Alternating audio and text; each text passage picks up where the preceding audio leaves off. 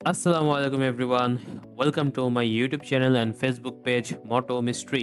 কি অবস্থা সবার? কেমন আছেন সবাই? আশা করি সকলেই ভালো আছেন। আজকে যাচ্ছি হলো এখন মিরপুর ১০ এ। আমার বাইকটাতে একটু প্রবলেম দেখা দিয়েছে, সেটা একটু দেখানোর জন্য। রিসেন্টলি লাস্ট ২-৩ দিন যাবৎ বাইকটা হঠাৎ বন্ধ হয়ে যাচ্ছে। যার কারণটা কি সেটা আইডেন্টিফাই করা হচ্ছে আমাদের উত্তরায় যেখানে লোকাল মেকানিক্স আছে সেখানে দেখাইছি। বাট তারা কোনো আ কার্যকর সমাধান দিতে পারে নাই। যার কারণে এখন যাচ্ছি হচ্ছে মিরপুর ১০ এ। আর উত্তরার এদিকে মনে করেন যে দাম, পার্টস পাতি যদি কোনো কিছু খারাপ হয় এগুলো অনেক বেশি রাখে। যার কারণে মিরপুর ১০ এ গেলে একটু রিজনেবল প্রাইস এ পাওয়া যায়। তাই আজকে যাচ্ছি এখন ওইদিকে। তো চলুন দেখা যাক আজকে কি হয় না হয় এবং কত টাকা কি খরচ হয় সমস্ত ডিটেইলস তো আপনাদের সাথে এই ভিডিওতে শেয়ার করব। তো চলুন দেরি না করে শুরু করা যাক আজকের ভিডিও। আর ভিডিও শুরু করার আগে যারা Facebook পেজ থেকে ভিডিওটা দেখছেন তারা অবশ্যই Facebook পেজটাকে ফলো করে দিয়ে আমাদের পাশে থাকবেন এবং যারা YouTube চ্যানেল থেকে ভিডিওটা দেখছেন তারা চ্যানেলটিকে সাবস্ক্রাইব করে আমাদের মোটো মিস্ট্রি ফ্যামিলির মেম্বার হয়ে যাবেন। তো চলুন দেরি না করে শুরু করা যাক আজকের ভিডিও।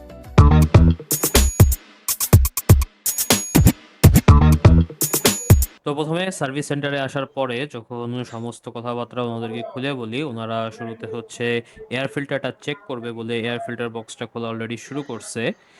আর আমার মনে হয় না যে এয়ার ফিল্টারে কোনো সমস্যা আছে। কারণ গত মাস না, এটা তো মার্চ। তাহলে হচ্ছে জানুয়ারিতে যখন সার্ভিস করাছিলাম তখনই আমি এয়ার ফিল্টার চেঞ্জ করছি। সো খুলুক দেখা যাক এয়ার ফিল্টারের অবস্থাটা কি। তো আপনারা দেখতেই পাচ্ছেন যে এয়ার ফিল্টার বেশি একটা ময়লা হয় নাই। যা হোক এয়ার ফিল্টারটা হাওয়া মেরে আপাতত ক্লিন করে দিয়েছে। এখন মোস্ট প্রবাবলি হচ্ছে স্পার্ক প্লাগটা চেক করবে। তো চলুন দেখা যাক স্পার্ক প্লাগের অবস্থাটা কিরকম কি। তো এই অবস্থায় উনারা আমাকে বলল যে স্পার্ক প্লাগটা মোটামুটি ঠিক আছে। তারপরও চেঞ্জ করে দেখতে যেহেতু গাড়ির স্টার্টার প্রবলেম। সো আমরা একটা স্পার্ক প্লাগ কিনলাম এরপরে এবং হচ্ছে এটা উনি এখন লাগাচ্ছে। এখন স্পার্ক প্লাগটা চেঞ্জ করে দেখি যে গাড়ির এই সমস্যাটা ঠিক হয় কিনা। যদি স্পার্ক প্লাগ চেঞ্জ না করে হয় তাহলে মেবি ট্যাপিটটা দেখতে হবে যে ট্যাপিটটা জ্যাম আছে কিনা।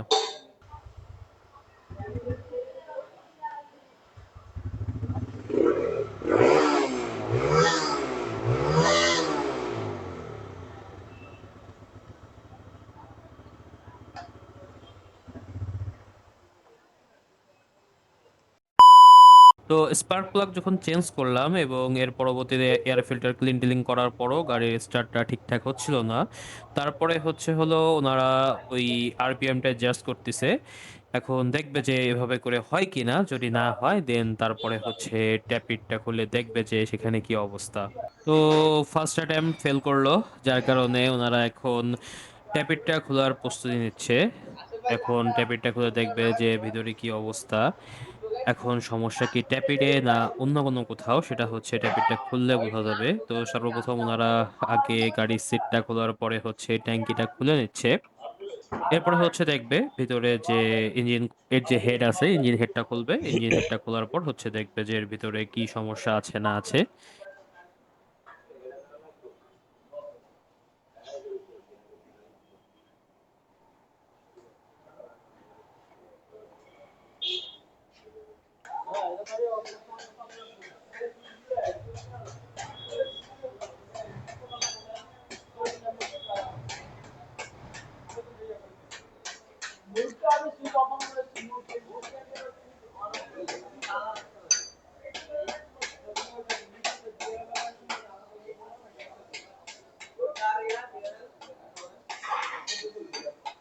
তো ট্যাপিট যখন খুললো এবং খোলার পরে দেখলো যে আসলে ট্যাপিটের ভিতরে কোনো সমস্যা নেই। এখন হচ্ছে কার্বোরেটরটা একটু খুলতে হবে এবং খুলে দেখতে হবে যে কার্বোরেটরের ভিতরে কোনো প্রবলেম আছে কিনা। দেন হচ্ছে হলো বাকি ডিসিশন যে কি করা যায় না যায়।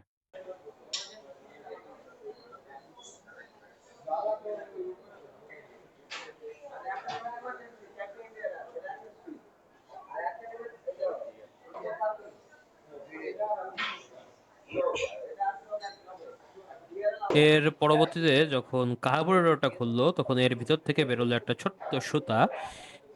সুতা বা কোনো একটা ছোট্ট একটা তার ফেঁসেছিল হচ্ছে এই কার্বোরেটর পিস্টনের ভিতরে। যার কারণে হচ্ছে হলো এই মেইন সমস্যাটা ছিল এবং গাড়িতে বারবার স্টার্ট বন্ধ হয়ে যেত।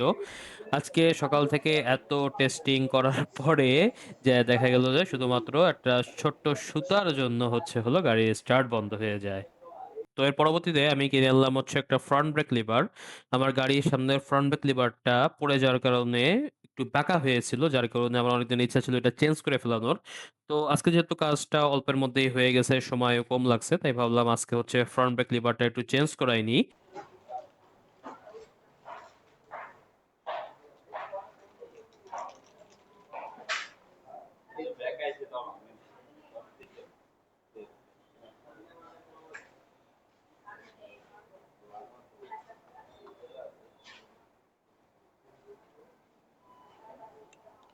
তো সমস্ত কাজ শেষে গাড়িটাকে এখন হচ্ছে ওয়াশে দিয়েছি। ওয়াশ শেষ করার পর চেনটাকে একটু লুপ করাবো এবং লুপ করানোর পরে হচ্ছে আমরা এখান থেকে একবারে বেরোয় যাব। আপনারা যারা বাইক চালান, রেগুলার রাইড শেয়ার করেন বা রেগুলার অফিস যাতায়াত করেন, যাই করেন না কেন, চেনের প্রতি একটু খেয়াল রাখবেন। কারণ চেন হচ্ছে গাড়ির কিন্তু অনেক গুরুত্বপূর্ণ একটা অংশ। এই চেনটাকে সবসময় একটু লুপ করার চেষ্টা করবেন এবং হচ্ছে চেনটা যাতে ভালো থাকে সেই বিষয়ে একটু আপনারা সতর্ক থাকবেন। সার্ভিস সেন্টার থেকে বেরোনোর পরে এখন গাড়িটা অনেকটাই স্মুথ হয়ে গেছে আগের মতো। এখন আর গাড়িটা কিছুক্ষণ পরপরই বন্ধ হয়ে যায় না। আমার মেইন যে সমস্যা ছিল সেটাই হচ্ছে সমাধান আমি এখানে এসে পাইছি।